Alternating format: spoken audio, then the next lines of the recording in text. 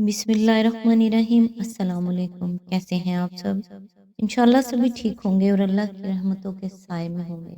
मेरा यकीन है कि खुदा से मांगते हुए हमेशा अपनी औकात भूलकर महज उसका इख्तियार ज़हन में रखते हुए दुआ मांगी जाए कि हमारी सोच, औकात, ख़याल और इरादा एक मखसूस हद तक जाकर रुक जाते हैं, मगर उसका इख्तियार उसकी रहमत की तरह लामहदूद है और उसकी रहमत खल्क से इसके प्यार की मानिंद बेहिसाब है। इसीलिए जब भी मांगो उसकी सखावत और रहमत याद रखते हुए अपने गुनाह, कोताहियों और लग़ज़िशों को यकसर भुला दो और फिर उसकी अताओं का शुक्र इस कसरत से करो कि वो हमारी खताओं पर हावी हो जाए। अल्लाह ताला हम सब की कोताहियों से दरगुजर फरमाए और हम सब की नेक और जायज़ हाजात पूरी करे। आमीन। आज इंशाअल्लाह सूरत तौबा की आयत नंबर 94 से स्टार्ट करेंगे। औज़ बिल्लाहि मिनश शैतानिर रजीम। तुम जब पलटकर उनके पास पहुंचोगे तो ये तरह तरह के उज़रात पेश करेंगे, मगर तुम साफ कह देना कि बहाने ना करो, हम तुम्हारी किसी बात का एतबार ना करेंगे। अल्लाह ने हमको तुम्हारे हालात बता दिए हैं।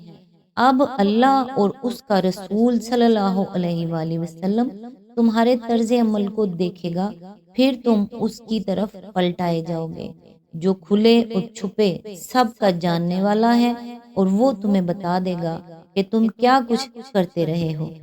आयत नंबर 95।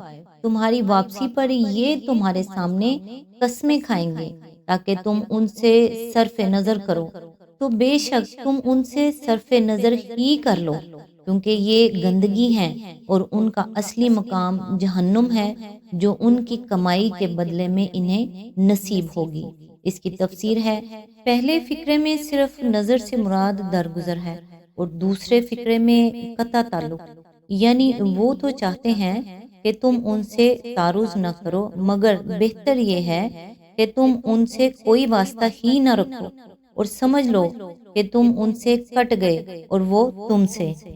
आयत नंबर 96। ये तुम्हारे सामने कस्में खाएंगे ताकि तुम उनसे राजी हो जाओ, हालांकि अगर तुम उनसे राजी हो भी गए तो अल्लाह हरगिज ऐसे फासिक लोगों से राजी न होगा।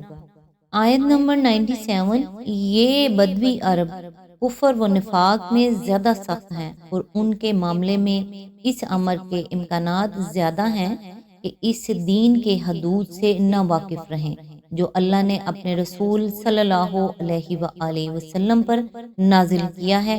अल्लाह सब कुछ जानता है और हकीम व दाना है। इसकी तफसीर है, जैसा कि हम पहले बयान कर चुके हैं, यहाँ बदवी अरबों से मुराद वो देहाती व सहराई अरब हैं जो मदीने के इतराफ में आबाद थे। ये लोग मदीने में एक मजबूत और मुनज़्ज़म ताकत को उठते देखकर पहले तो मरूब हुए, फिर इस्लाम और कुफर की आवेजिशों के दौरान में एक मुद्दत तक मौका शनासी व इब्नुल वक्ती की रविश पर चलते रहे। फिर जब इस्लामी हुकूमत का इक़्तिदार हिजाज व नजद के एक बड़े हिस्से पर छा गया और मुखालिफ कबीलों का जोर उसके मुकाबले में टूटने लगा, तो उन लोगों ने मसलहत वक्त उसी में देखी कि दायरा इस्लाम में दाखिल हो जाएं। लेकिन उनमें से कम लोग ऐसे थे जो इस दीन को दीन हक समझकर सच्चे दिल से ईमान लाए हों और मुखलिसाना तरीके से उसके तकाज़ों को पूरा करने पर आमादा हों। बेशतर बदवियों के लिए कबूल इस्लाम की हैसियत ईमान व एतकाद की नहीं, बल्कि महज मसलहत और पॉलिसी की थी।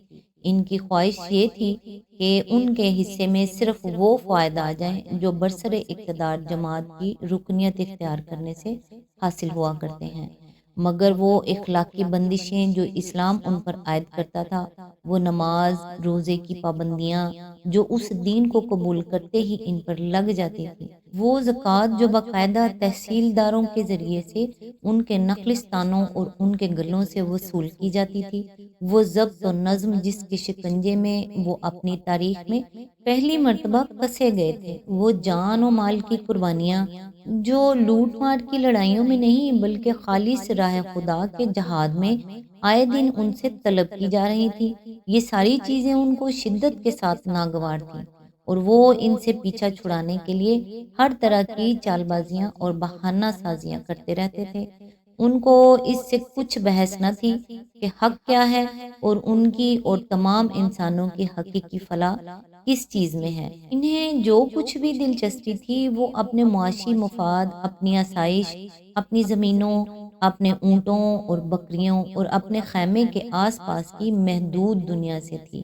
اس سے بالا تر کسی چیز کے ساتھ وہ اس طرح کی عقیدت تو رکھ سکتے تھے جیسی پیروں اور فقیروں سے رکھی جاتی ہے کہ یہ ان کے آگے نظر و نیاز پیش کریں اور وہ اس کے عوض ترقی، روزگار اور آفات سے تحفظ اور ایسی ہی دوسری اغراض کے لیے ان کو تعویذ گنڈے دیں اور ان کے لیے دعائیں کریں، لیکن ایسے ایمان و اعتقاد کے لیے وہ تیار نہ تھے جو ان کی پوری تمدنی، معاشی اور معاشرتی زندگی کو اخلاق اور قانون کے ضابطے میں کس دے اور مزید برآں ایک عالمگیر اصلاحی مشن کے لیے ان سے جان و مال کی قربانیوں کا بھی مطالبہ کرے۔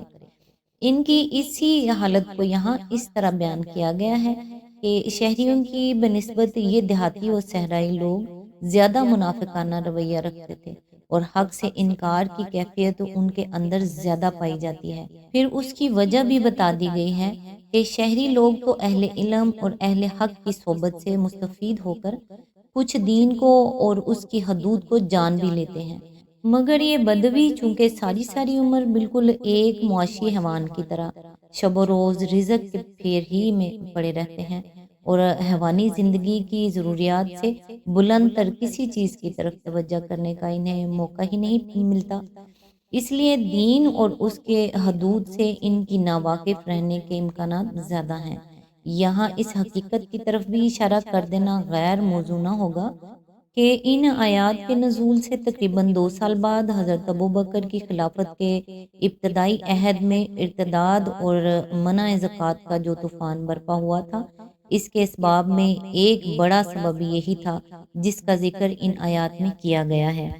آیت نمبر 98، ان میں سے ایسے لوگ موجود ہیں جو راہ خدا میں کچھ خرچ کرتے ہیں تو اسے اپنے اوپر زبردستی کی چٹی سمجھتے ہیں اور تمہارے حق میں زمانے کی گردشوں کا انتظار کر رہے ہیں کہ تم کسی چکر میں پھنسو تو وہ اپنی گردن سے اس نظام کی اطاعت کا کلادہ اتار پھینکیں جس میں تم نے انہیں کس دیا ہے، حالانکہ بدی کا چکر خود انہیں پر مسلط ہے اور اللہ سب کچھ سنتا اور جانتا ہے۔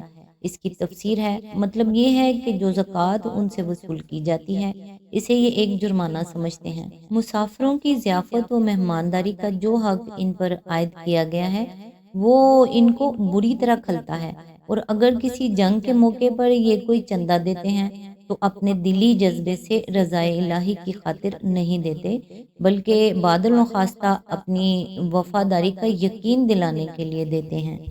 آیت نمبر 99، اور انہی بدویوں میں کچھ لوگ ایسے بھی ہیں جو اللہ اور روز آخر پر ایمان رکھتے ہیں اور جو کچھ خرچ کرتے ہیں اسے اللہ کے تقرب کا اور رسول اللہ صلی اللہ علیہ وآلہ وسلم کی طرف سے رحمت کی دعائیں لینے کا ذریعہ بناتے ہیں۔ ہاں، وہ ضرور ان کے لیے تقرب کا ذریعہ ہے اور اللہ ضرور ان کو اپنی رحمت میں داخل کرے گا، یقیناً اللہ درگزر کرنے والا اور رحم فرمانے والا ہے۔ آیت نمبر 100، وہ مہاجر و انصار جنہوں نے سب سے پہلے دعوت ایمان پر لبیک کہنے میں سبقت کی، نیز وہ جو بعد میں راست بازی کے ساتھ پیچھے آئے، اللہ ان سے راضی ہوا اور وہ اللہ سے راضی ہوئے۔ اللہ نے ان کے لیے ایسے باغ مہیا کر رکھے ہیں جن کے نیچے نہریں بہتی ہوں گی اور وہ ان میں ہمیشہ ہمیشہ رہیں گے، یہی عظیم الشان کامیابی ہے۔ آج تک کے لیے اتنا ہی، نیکسٹ انشاءاللہ آیت نمبر 101 سے سٹارٹ کریں گے۔ تب تک کے لیے دعاؤں میں یاد رکھیے گا۔ اللہ حافظ۔